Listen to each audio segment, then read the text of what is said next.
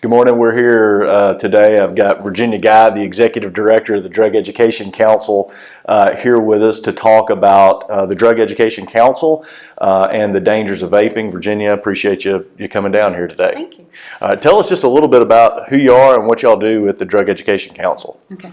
At the Drug Education Council, we provide prevention, intervention, and recovery support services throughout Southwest Alabama. So if somebody needs a school-based program, a community-based program, a program in a church, we're available to help.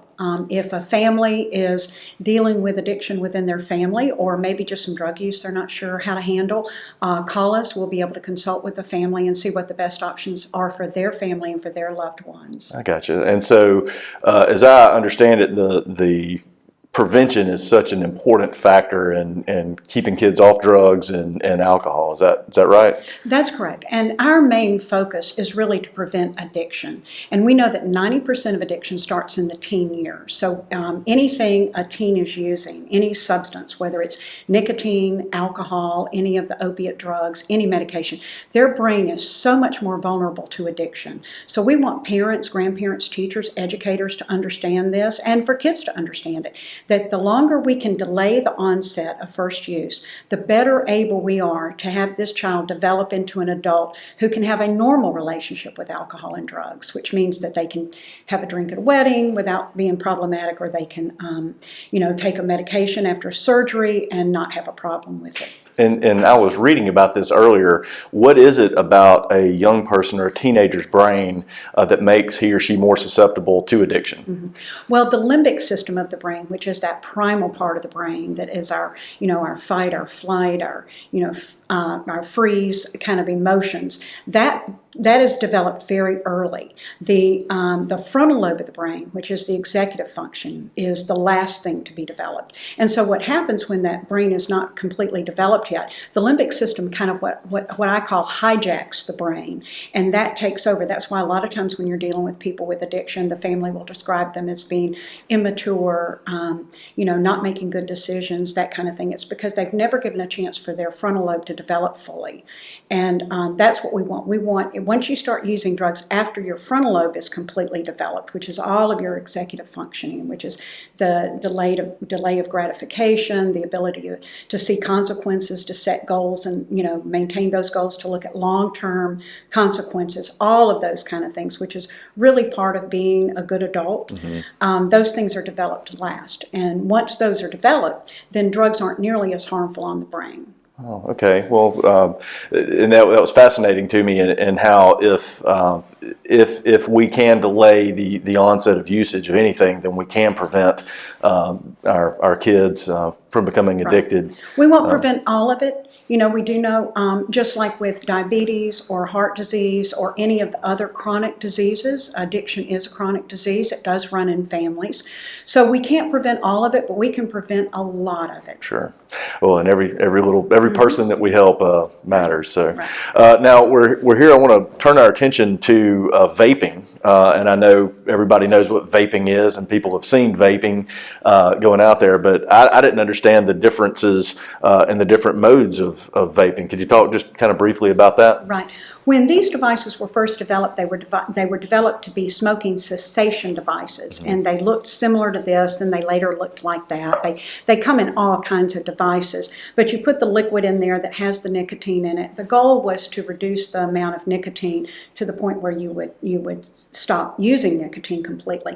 Unfortunately, that hasn't happened. Most people, instead of using it as a smoking cessation device, they use it as a smoking replacement device. So instead of, they've been convinced that that is safer than combustible tobacco. We're not sure of that right now. We really need the research. These liquids are a cocktail of chemicals that have propylene glycol and all kinds of chemicals in them.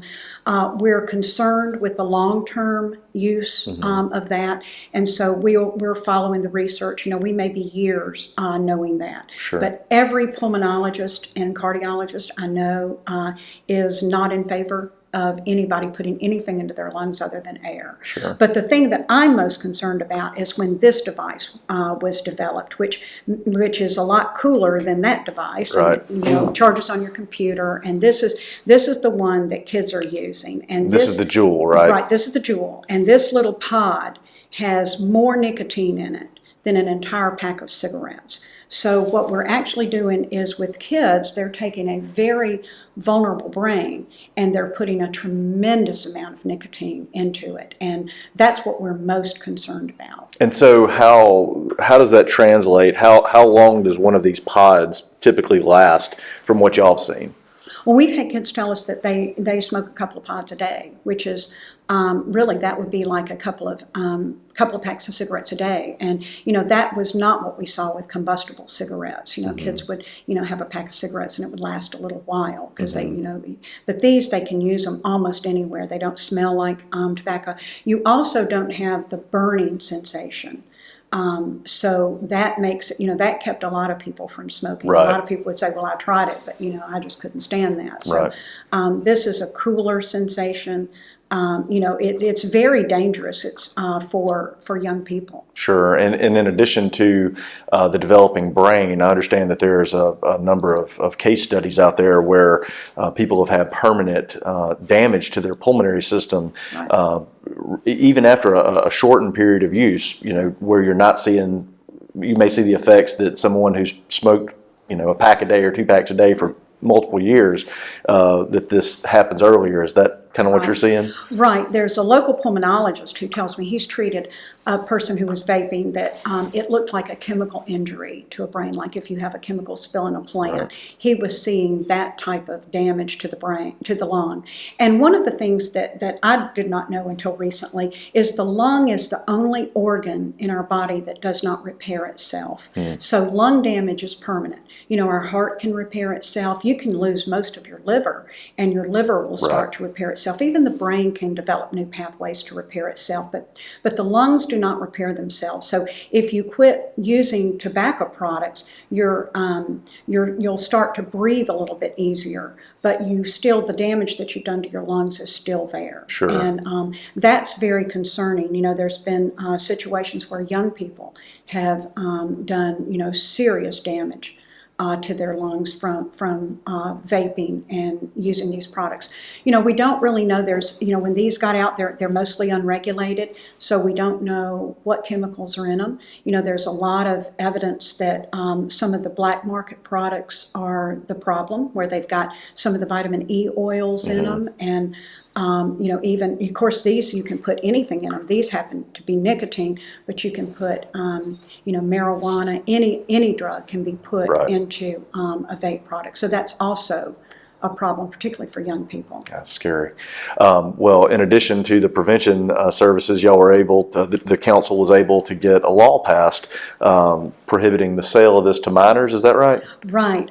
We were really fortunate. Our legislative delegation, under the leadership of Representative Barbara Drummond and Shane Stringer, sent a bill to the Alabama legislature, which was passed, that aligned these vaping products with tobacco products. Prior to March of last year, there was no law that prevented a retail establishment from selling these products to any age child. So a 12-year-old, a 13-year-old could go in and buy. Now they're aligned with tobacco products, which in the state of Alabama is 19. The federal now mandate is moving toward 21. So, we support that. We're hoping that is what will prevail. Great. So anyway, if we can delay people from using these until they're 21, we would prevent a lot of health damage and a lot of addiction. And as I understand it, that's when the frontal lobe is mostly developed or fully developed, early 20s. It slowly develops. By 25, it's pretty much fully developed. But every year you can delay. Even if you can delay from 17 to 20, you can improve your chances. Well, fantastic. Well, thank you so much for coming Thank down you. here. Please check us out. If you have more questions, check us out on our Facebook page. We'll have a link to the Drug Education Council's website. They're based right here in Mobile. They just celebrated the 60th anniversary, Right. and so they do such a great service here for the community. And Virginia, you've done a fantastic job as executive director. But check us out on Facebook. We'll have a fact sheet if you have any other questions about vaping, the dangers of vaping, and then a link to the Drug Education Council's website. So thank you very much, and Thank you. appreciate you coming. Thank you.